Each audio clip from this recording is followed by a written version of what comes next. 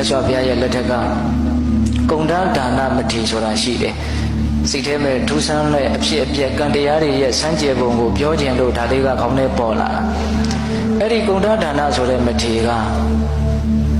ကုံတန်းဆိုတာမိမကျူးသူလို့အဓိပ္ပာယ်ရတယ်တကယ်တမ်းကတော့သူကမိမကျူးသူမဟုတ်ပါဘူးသီလနဲ့ပြည့်စုံတဲ့တကယ်သူတော်ကောင်းရဟန်းမြတ်တစ်ပါးပါသို့တော့သူ့ကိုဘေးကပတ်ဝန်းကျင်အပေါင်းအသင်းတွေကတော့မိမကျူးသူလို့ပဲခေါ်ကြတယ်သူ့ရဲ့မူရင်းနာမည်ကဒါနနော်ဒါပေမဲ့သူ့ကိုမိမကျူးတယ်လို့ထင်ကြ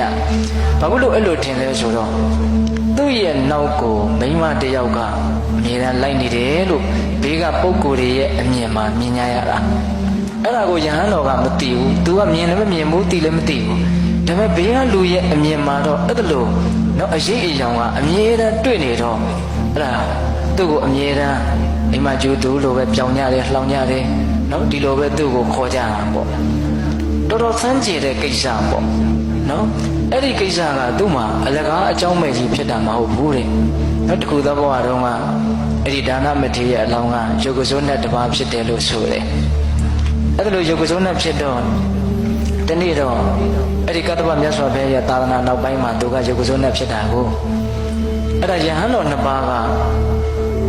အလွန်ကြီးမားတဲ့မေတ္တာနဲ့တပါးနဲ့တပါးချစ်ခင်မှုအားကြီးတယ်ပေါ့အဲ့ဒါကိုမြင်တော့ဒီယုတ်ကစိုးနဲ့မင်းကဒီယဟန်နေဟာတပါးကိုတပါးသိပ်ပြီးတော့မေတ္တာကြီးတာပဲ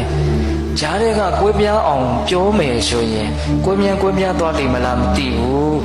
ကွဲပြားသွားစရာအကြောင်းတွေ့ရင်ကွဲပြားသွားမယ်နဲ့တူပါရဲ့သူတို့ရဲ့မေတ္တာသူတို့ရဲ့ခင်မင်မှုဘယ်လောက်ကြီးသလဲဆိုတာကိုငါစမ်းကြည့်ခြင်းတယ်ဆိုပြီးတော့အဲ့ဒီယုတ်ကစိုးနကဘာလုပ်လဲဆိုတော့မိမတယောက်ဟန်ဖန်ဆင်းတယ်ဖန်ဆင်းပြီးတော့တပါးသောယဟန်နဲ့အတူတူနေတဲ့ပုံစံကိုတပါးသောယဟန်မြင်အောင်ပြတယ်နော်အဲ့လိုပြတော့တပါးကမြင်တယ်ဟိုကရကရှင်ယဟန်ကသူ့မှာဘာမှကိုမသိဘူးတော့သွားရင်းနဲ့ညင်းနေတယ်မြင်နေတော့မရှင်နဲ့တင့်ကိုငါတီလာရှိတဲ့လူမှတ်လို့ပေါင်းတင်ခဲ့တာတင်ကတကယ်တမ်းကတော့မိမတယောက်နဲ့အဲ့လိုနေတဲ့လူပဲဆိုပြီးတော့ပြောတော့ကိုယဟန်ကဘာမှမဟုတ်ဘဲနဲ့အပြောခံရတာဆိုတော့သူအလွန်အမင်းစိတ်တူတယ်ပေါ့သင်ဘယ်လိုပြောလိုက်တာလဲအဲ့တော့ဟိုကလည်းငါမျက်စိနဲ့တတ်အမြင်တာအဲ့ဒါနဲ့ညင်းရင်ခုန်ရင်းနဲ့အဲ့ဒီယဟန်နှစ်ပါးရဲ့မေတ္တာဓာတ်တွေခန်းချောက်ပြီးတော့ကိုပြသွားတယ်အဲ့လိုကွဲပြားသွားတာကဥပုပ်တောင်အတူတူမပြုတ်နိုင်တော့အဲ့တော့ကွဲပြားသွားတယ်မြင်တဲ့လူကလည်းတကယ်မြင်တာဆိုတော့သူ့ဘက်ကဘယ်လိုမှမလျှော့နိုင်ဘူးမဟုတ်တဲ့လူကလည်းတကယ်မဟုတ်တာဆိုတော့သူ့ဘက်ကဘယ်လိုမှမလျှော့နိုင်ဘူးအဲ့လိုကွဲပြားသွားတော့ယုတ်ကစိုးနကဟာတကယ်ကွဲပြားသွားပြီဆိုတော့သူလုံးဝစိတ်မကောင်းတော့ဘာဖြစ်တော့ဆိုတော့ယုတ်ကစိုးနမေဟာကိုထင်ပြပြီးတော့အဲ့ဒီယဟန်နှစ်ပါးကိုအရှင်ဘုရားတို့ဘုရားတပည့်တော်ရဲ့လက်ချက်ပါရှင်ဘုရားတို့ရဲ့မေတ္တာဘယ်လောက်ကြီးသလဲလို့တပည့်တော်စမ်းသပ်ကြည့်တာပါအဲ့ဒါအရှင်ဘုရားတို့တယောက်ကိုတယောက်တစ်ပါးကိုတစ်ပါးစိတ်ဝါမကွဲပါနဲ့အမှန်တိုင်းရှင်းပြတယ်ရှင်းပြပေမဲ့လို့မရတော့ဘူးစကားတွေကလွန်သွားပြီဆိုတော့လူဆိုတာတယောက်နဲ့တယောက်ပြောပြီးဆိုရင်မကြည်နဲ့လို့ပြောပြီးဆိုရင်နားတရားလေးကြီးပြောကြတာကိုဗျဟုတ်လားဒါဦးစင်းကစဉ်းစားကြည့်တာအဲ့ဒီတော့အဲ့ဒီယဟန်နှစ်ပါးဘလို့မှပြန်ပြီးတော့စစ်ဆက်လို့မရအောင်အဲ့ဒီတော့အဲ့ဒီယုတ်ကစိုးနဟာလည်းနောင်တအကြီးကျယ်ရပြီးတော့တည်တော့အဲ့ဒါငရဲတောင်ကြရတယ်လို့ဆိုတယ်ဒါကြောင့်တစ်ခါမှအငြိမ်မနေနိုင်တဲ့အမှုတွေကလည်းတော်တော်ကြောက်စရာကောင်းတယ်ပေါ့ဟုတ်ရလားအေးအဲ့ဒါလိုနဲ့အဲ့ဒီယုတ်ကစိုးနဟာဦးဇင်းတို့မြတ်စွာဘုရားရဲ့လက်ထက်ရောက်တော့နော်အဲ့ဒါလိုမိမတယောက်ကနောက်ကလိုက်နေတယ်လို့ဘေးကပုံကိုယ်တွေအထင်မှားအမြင်မှားကိုခံရတဲ့ဘဝကိုရတာအလွန်စိတ်ဆင်းရဲစရာကောင်းတဲ့ဘဝပေါ့ဟုတ်လားအဲ့ဒါနဲ့သူကဘယ်လောက်ထိသူ့ရဲ့အခြေအနေကဆိုးလဲဆိုတော့ဆုံးလံသွားပြီဆိုရင်တောင်မှဆုံးလောင်းတဲ့လူတွေကရှင်ဘုရားဒါကတော့အရှင်ဘုရားအတွက်တစွန်းမှာဘုရားဒါကတော့အရှင်ဘုရားအပေါင်းဖော်မအတွက်တစွန်းမှာဘုရားလို့လောင်းနေတဲ့နော်ကိုရင်ငယ်တွေဦးစင်းငယ်တွေကလည်းသူ့ကိုအမြဲတမ်းပြောင်းနေလှောင်နေအဲ့လိုပြောင်းတော့လှောင်တော့သူဘလို့မှသီးမခံနိုင်တော့သူလည်းဘာမှမဟုတ်ဘဲနဲ့ဆိုတော့အဲ့ဒီတော့ပင်ကိုစိတ်ကောင်းနှလုံးကောင်းရှိတဲ့ပုဂ္ဂိုလ်ပင်ဖြစ်တော်လည်းပဲဒီကဲ့ရဲ့တာကိုအမြဲတမ်းခံနေရတော့သူမခံနိုင်ဘူးပေါ့အဲ့ဒီတော့ဘာလို့တုံဆိုတော့သင်တို့သာလည်းမိမကျူးသူသင်တို့ရဲ့ဆရာသမားတွေဒီသာလည်းမိမကျူးသူသူကလည်းပြန်ပြီးတော့ကြမ်းကြမ်းထန်ထန်ပြန်ပြောတယ်အဲ့ဒီဒါနမထေရကပြန်ပြောတော့တစ်ဖက်ကလည်းပဲတကယ်မြင်တာဆိုတော့မလျှော့သူကလည်းတကယ်မဟုတ်တာဆိုတော့မလျှော့ဘူးအဲ့ဒါလိုကြမ်းကြမ်းထန်ထန်ပြောကြဆိုကြရင်းနဲ့